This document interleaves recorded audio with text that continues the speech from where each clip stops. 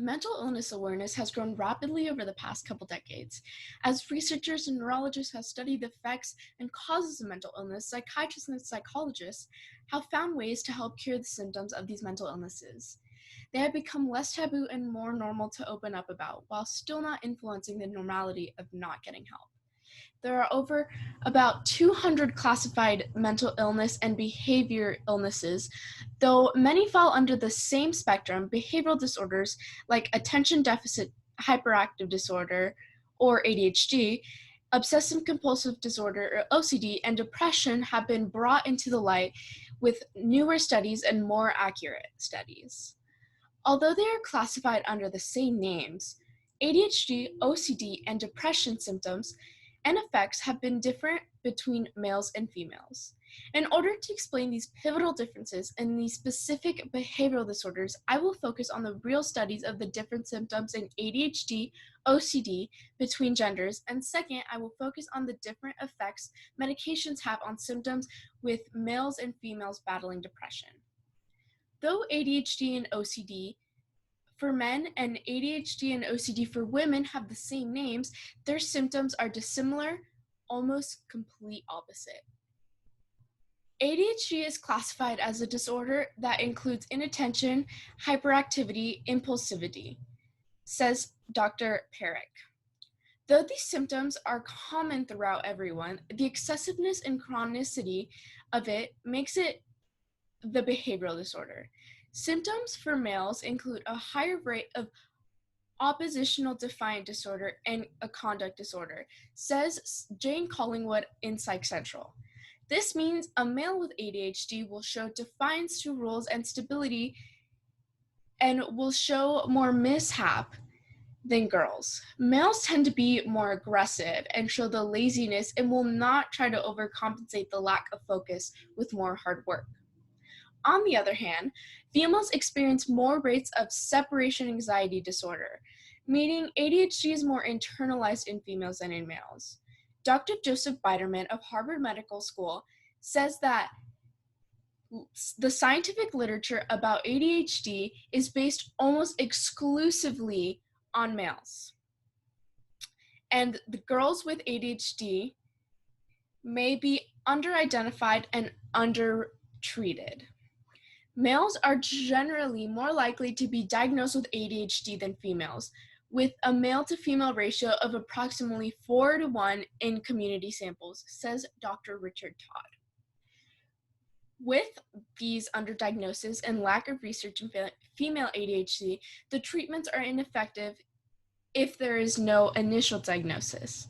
ADHD is commonly misdiagnosed as anxiety disorders in females because of the overthinking and the rapid brain causes females with internalized disorders to become more anxious.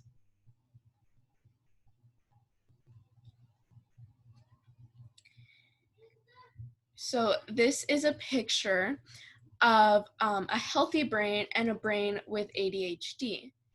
As you can see, the brain with ADHD has a smaller volume and the loss of frontal and parietal cortices. The frontal and parietal cortices help with memory, focus, and personality as well.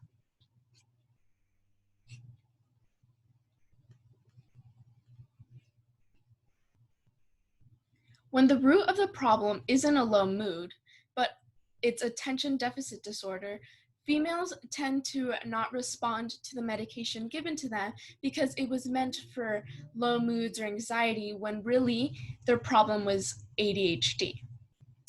Now we're going to talk about OCD in men versus women. OCD in today's day is perceived as being a perfectionist and a clean freak, when that is totally not the case. Though both male and females with OCD show compulsiveness and obsessive behavior, the obsession differs within genders. Studies have shown that males with OCD tend to have a higher rate in hoarding and sexual obsessions, says Dr. Mahan, Chopra, and Mahan. This completely kills the stereotype that people with OCD are clean freaks. Males also tend to have an earlier onset OCD and show symptoms at a younger age. The average age of males with OCD is 33 years old, younger than the average woman with OCD, which is 35, says Dr. Mahan, and Dr. Chopra. Early onset OCD can also influence permanent brain damage, which males are more susceptible to. However, males have a shorter duration of OCD than females do, causing it to become young and short. More males are also poorly obsessed for medication and misdiagnosed. Women, however, fit the stereotype a little more than men. Women with OCD tend to battle with obsessions in cleanliness and contamination. This still should not allow for the misconception of being a perfectionist with having a very real and very serious disorder. OCD in women tend to come a little later in life. OCD in young girls is very little diagnosed and almost never treated. Women also tend to have a higher rate of depression and eating disorders caused by the OCD.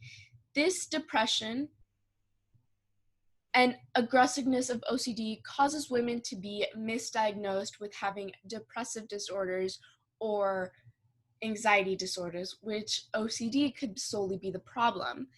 Anxiety rates are higher as well in women than in males. For the same reason as ADHD, that women keep OCD internalized as much as possible, says Mayo Clinic.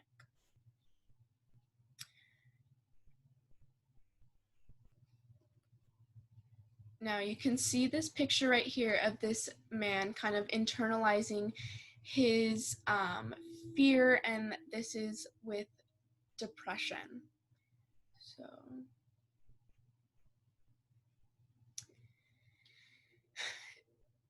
it is a known fact that males tend to internalize their depression, and they are very undertreated with these disorders because of the abnormality of opening up about their problems and asking for help.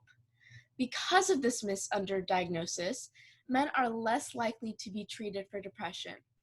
Male with depression exemplify an overuse in alcohol and drug abuse.